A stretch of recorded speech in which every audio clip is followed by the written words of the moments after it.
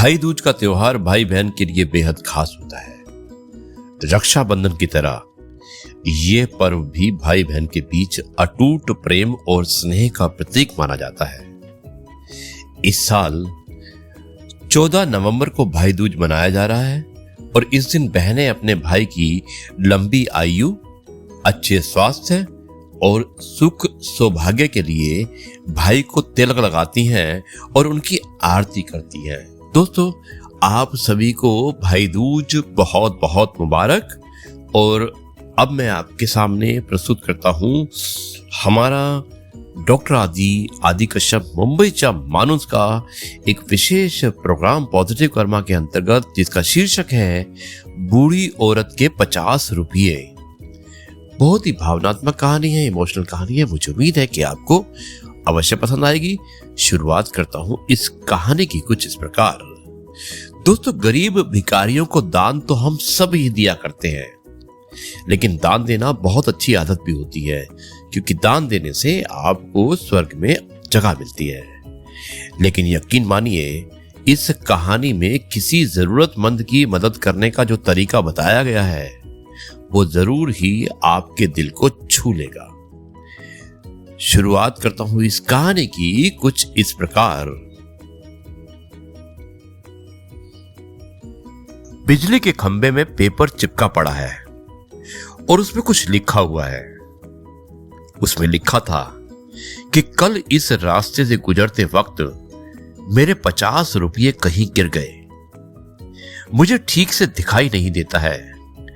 कृपया इस रास्ते पर कहीं भी किसी को भी मेरे 50 रुपये मिले तो इस पते पर पहुंचा दे। नीचे लिखे पते को पढ़कर उस शख्स का मन वहां जाने का करने लगा।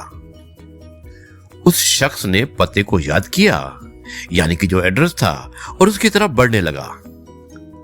वहां जाने के बाद जब उसने आवाज लगाई तो देखा कि गली के आखिरी में एक झोपड़ी है और वहां से एक बूढ़ी औरत लाठी के सहारे बाहर निकलकर आ रही है। उस शख्स को मालूम हुआ कि वो वृद्धा वहां अकेली रहती है।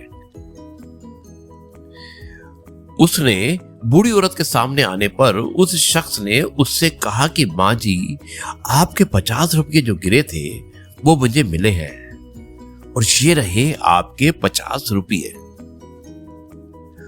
उस शख्स की बात सुनकर बूढ़ी औरत रोने लगी और उसने कहा, बेटा, कल से अब तक करीब 20-25 लोग मुझे 50 रुपये देकर जा चुके हैं।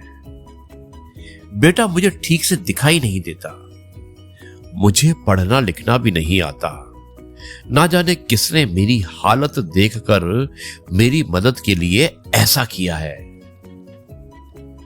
उस शख्स के बहुत कहने पर उस बूढ़ी औरत ने उससे 50 रुपए तो ले लिए, लेकिन उस शख्स से विनती करते हुए कहा कि बेटा, जाते वक्त वो संदेश जरूर फाड़कर फेंक देना।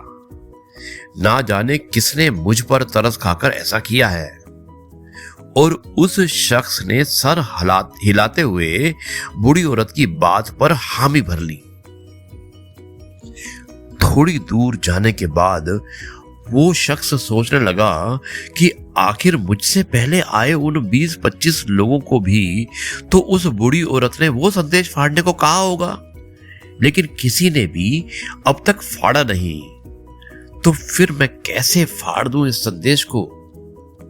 और दोस्तों, उसने उस संदेश को नहीं फाड़ा।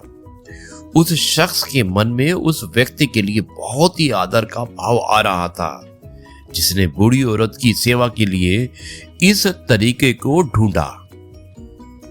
उस शख्स का मन उस व्यक्ति के लिए कृतज्ञता से भर चुका था। और फिर क्या था, उस शख्स ने भी बिजली के खंभे में लगे उस संदेश को वैसे ही रहने दिया।